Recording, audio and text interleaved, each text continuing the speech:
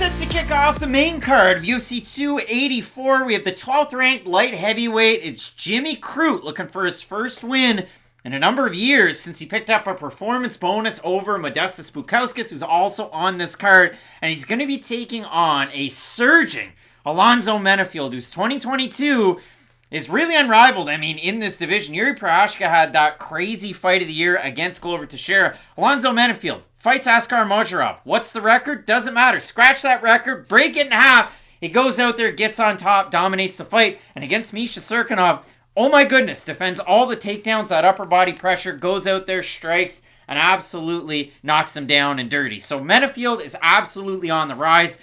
The takedown defense in the UFC, 85%. He's 6-3 since making his debut off Dana White's Contender Series 2018. He was on Contender Series the first season, 2017, then 2018. And for Alonzo Menifield, one interesting thing to note, he's been a favorite in every single fight in the UFC and on Contender Series. The lowest spot as a favorite was a -150 against OSP, but he's been higher than a 2-1, higher than a 3-1 favorite. He's almost a 2-1 underdog in this matchup. So, listen, completely unfamiliar territory for Menifield going down under to challenge the Australian in Jimmy Crute. And for Crute, he's been away. Obviously, the knee injuries between fights. Now, he fought Anthony Smith, knee injuries. Then he goes out there and fights Jamal Hill. He gets just wobbled once, and kind of almost dropped, gets back up, and then he gets completely knocked out by your now current UFC light heavyweight champ, Jamal Hill. Who would have thought? Wild stuff there. Congratulations to Jamal Hill. Jimmy Crute, Matt, primarily known for his wrestling. Alonzo Menifield,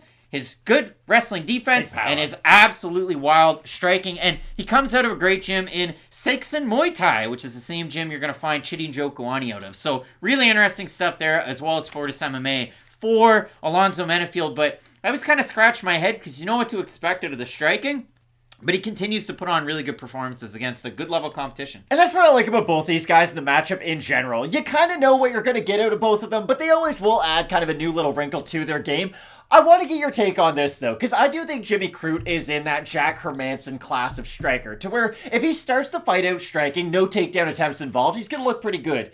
If he goes for the takedown and gets them, his striking is going to continue to look really good because he knows he can put the two together. If he goes for a takedown after having success with the striking and doesn't get the takedown, his striking falls off a bit of a cliff, or at least gets diminished because he now doesn't have the threat of both. That's the thing about Crute. He isn't a bad striker, even though a lot of his losses do come from the striking. It's just that once the takedown's not really there for him, you do kind of realize that he is a bit of a basic fighter on the feet, and it does allow you to eliminate a lot of the equation from your mind. If Menifield can have a very similar performance to what he did against Cirkunov, just defend the initial takedowns, force Crute to become a striker, well, Alonzo Menifield is a much more heavy-handed striker than Jimmy Crute. He has more diverse strikes, I would say. I guess Crute throws a little bit more in terms of kicks, but let's be honest, he does leave himself quite open when he goes for a lot of those strikes, so I don't necessarily look at that as a positive for Crute.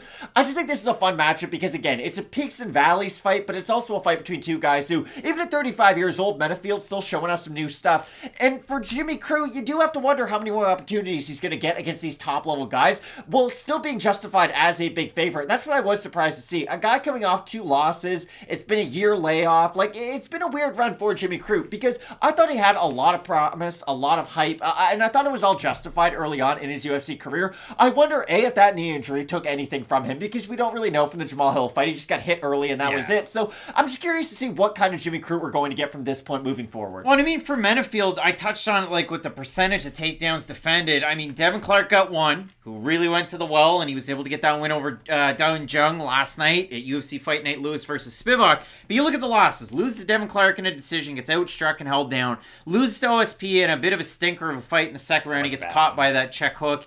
He loses to William Knight. He gets dropped in the first round. He gets held down just a little bit. But, I mean, apart from that, like, he's had some really good success. Obviously, his marquee win over Paul Craig, where Craig goes for the spinning strike at the same time that Menifield goes to land an overhand, and Menifield's able to land out in that one. But Jimmy Crute, really, really high motor on him in terms of his takedowns. 4.87 takedowns average per 15 minutes at a 75% clip. And you go down through it, I mean, he's had some of those fights where he's able to really chain them together. You think of the fight against Anthony Smith, he got 3 early on in that first round. He got 8 of them against Michael Olszewczuk. He got 1 against Paul Craig, and he submitted Paul Craig as well. So some familiarity with the opponents there, but it's just a matter of Jimmy Crute, the last win was against Lord Michael it was against Modestas Bukauskas over 2 years ago. The fight against Lord Michael was almost 3 years ago. Crute's almost 27, so he's still a very young man. I don't know if he's going to be able to implement his wrestling all that well against Menifield. This is the big difference, though, between Menifield and the last two opponents that Anthony Smith has had. And I'm not, like, if Menifield fought Smith at this stage of Anthony Smith's career, he could I'd be down. It'd be a great fight. Down. And there's a good chance he could win that. But what do Anthony Smith and Jamal Hill have in common? They're really long-range strikers, and they kick a lot for the weight class. Alonzo Menifield throws a leg kick, but he's not going to go to the head like those other two guys. He's not really going to go to the body as much. And I think for that reason, the takedown for Crute is going to be a lot more available, because where Menifield gets a lot of his success from is that boxing range, which is going to allow Jimmy Crute to at least be closer to his opponent. I'm not saying that's going to then open up every takedown attempt. We're going to see Jimmy Crute look like Khabib Nurmagomedov, but I do think that will help him quite a bit, because that's the one thing Jamal Hill has to his credit. His takedown defense has gotten way better throughout his UFC career. That's the one thing. And he can stand on the other side of the cage from you and just blast head kicks for a lot of it, and that keeps him out of your takedown range. Menifield's not going to have that same luxury, and I do think that's why the odds are where they are, but it is surprising to see a guy coming off 2 finished wins fighting a guy off 2 finished losses who's such a big underdog. Yeah, Crute is over a 2-1 favorite in the matchup. We have a look at the Topology votes, Matt. Surprised us, they are to you. It is in Australia. You got the guy out of Melbourne and Jimmy Crute. I'm going to say over under 70% Crute. I think it'll be over. I think it may be under.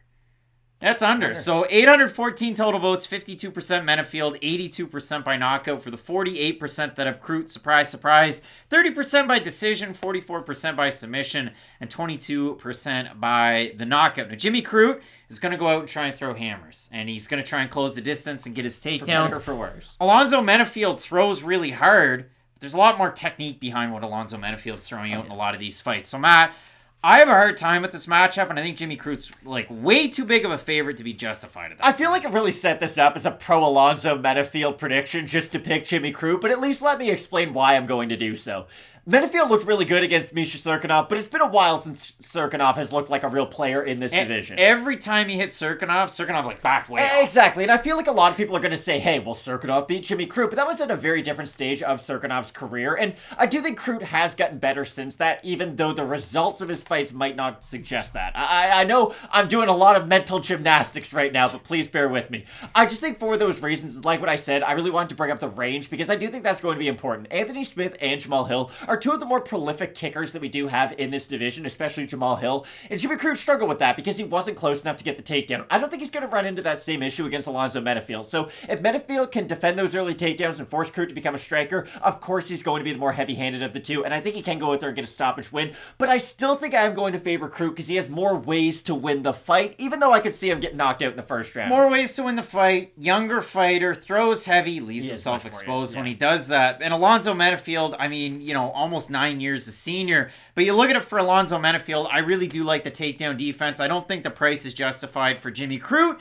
And for those reasons, I do like the striking of Alonzo Menifield to capitalize on the matchup. So I'm going to go with the decent underdog, Atomic Alonzo Menifield coming out of Texas, taking on the man out of Melbourne. Was split on the pick. I said Melbourne. I meant to say Melbourne. You got to be right on that one. A big-time matchup. 9 Australians on the card. And in the main event, you have Alexander Volkanovski taking on Islam Makhachev. You're not going to want to miss it. Keep it locked in with Fight Night Picks. We always say, let's get into it.